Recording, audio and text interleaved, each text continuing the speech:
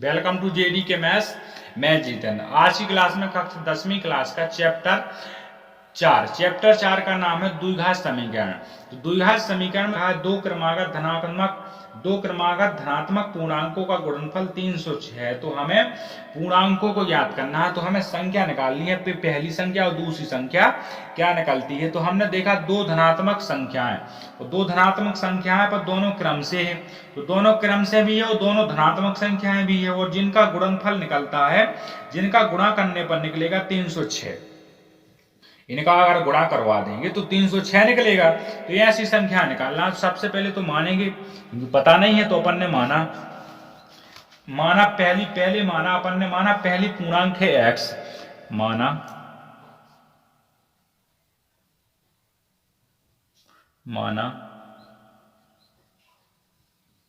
पहली पूर्णांक संख्या, पहली पूर्णांक संख्या है x है। पहली पूर्णांक संख्या x निकाल दी है, तो दूसरी पूर्णांक संख्या क्या निकलेगी।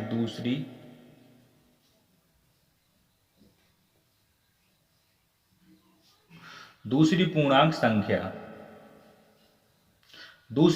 संख्या हो जाती है दो क्रमागत संख्या, तो पहली x तो एक दूसरी एक ज्यादा हो जाएगी, x प्लस एक हो जाती है। तो यहां देखा हमने कि दोनों संख्या निकलती है x और x प्लस एक।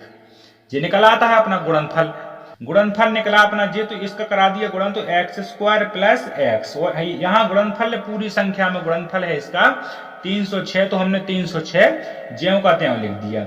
फिर हमने इसके बाद देखा कि इतना निकल आता है, तो इसको कर दो एक साइड सही तरीके से, एक्स स्क्वायर प्लस का x और माइनस का 306 बराबर 0। यहाँ पर ये द्विघात पहले वाले क्वेश्चन का समीकरण बन जाता है, क्योंकि प्रश्न में सिर्फ यही पूछा है कि द्विघात समीकरण बनाइए, पर हम इसको सॉल्व भी करेंगे तो क्लास में बने रहना है, इसका सॉल्यूशन पेपर में आ सकता है।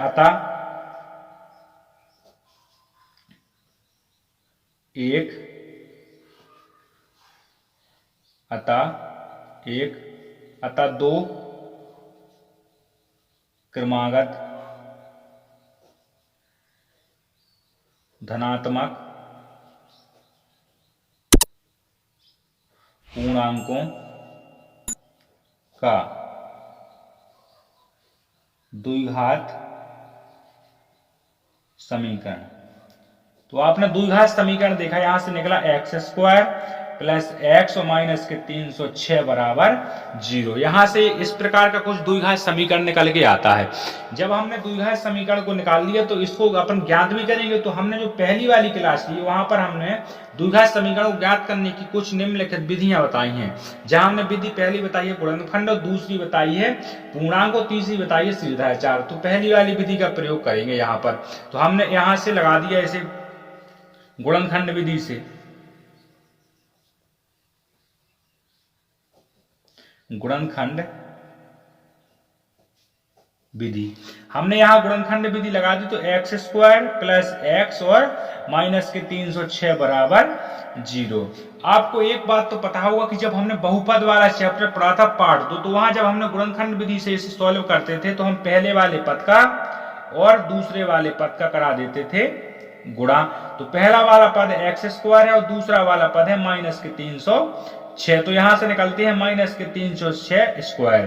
तो इस x वाले गुणांक को ऐसा तोड़ना है कि गुणा करने पर 306 आ जाए और जोड़ने घटाने पर आ जाए x। तो हमने देखा कि 6 है आखिरी में, पहली संख्या 6 है तो 6 आना चाहिए, दूनी 6 आना चाहिए।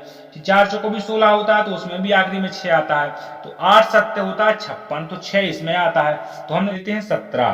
तो हमने देखा प्लस की चाहिए तो बड़ी संख्या चाहिए प्लस की, और छोटी संख्या चाहिए माइनस की, तो माइनस देते हैं।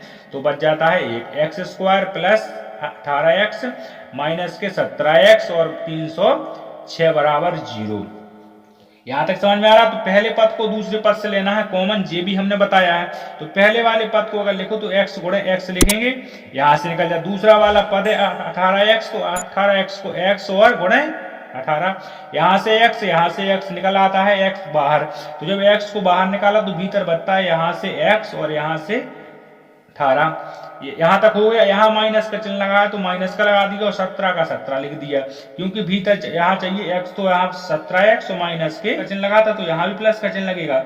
ठीक है, यहाँ तक आपको समझ में आ रहा है। इसके बाद हमने पहला पद लिखा x प्लस 18 और दूसरा लिखा x माइनस 17 बराबर 0। हमने इसको सॉल्व किया तो यहाँ से देखा कि x माइनस 17 बराबर 0, तो यहाँ से निकलता है x बराबर माइनस के 18 और यहाँ से निकलता है x बराबर प्लस के 17।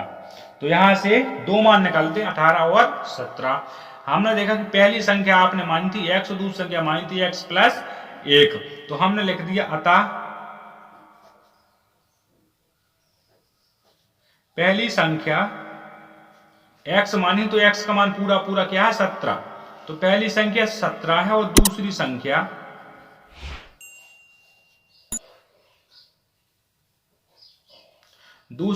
है x प्लस 1। तो हमने इसको सॉल्व किया तो x का मान 17 है और 1 लिख दिया 0। तो यहां से दूसरी संख्या ने तो दो क्रमागत संख्याएं, दो क्रमागत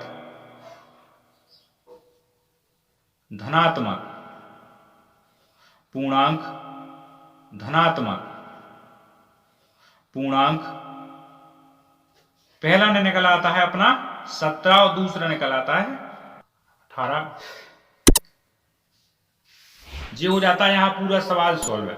तो अगर आपको इस सवाल का सॉल्यूशन सही लगा हो तो वीडियो को लाइक कर दें, शेयर कर दें तथा चैनल को अभी तक सब्सक्राइब नहीं किया तो सब्सक्राइब कर लें और बेल आइकन को पेस्ट कर लें। यहाँ पर 9वीं 10वीं 11वीं 12वीं के सभी विषयों को सॉल्यूशन तथा जो न्यू एनसीईआरटी 2023 का पैटर्न आया है, न्यू ब्लूप्रिंट को नहीं देखा 9वीं 10वीं 11वीं 12वीं के सभी विषय की, तो हमारे डिस्क्रिप्शन बॉक्स में हमने लिंक को प्रोवाइड करा दिया है। तो डिस्क्रिप्शन बॉक्स में लिंक पर टैप करें और सभी क्लासों को ब्लूप्रिंट देख सकते हो। तो अब मिलेंगे अपन अगली क्लास में दूसरे का तीसरे वाले के सॉल्यूशन में। तो वीडियो को लाइक कर देना और चैनल को सब्सक्राइब करना नहीं भूलना है। चैनल को सब्सक्राइब कर लेना है जिससे सभी आने वाली सभी क्लासें आपके पास समय समय में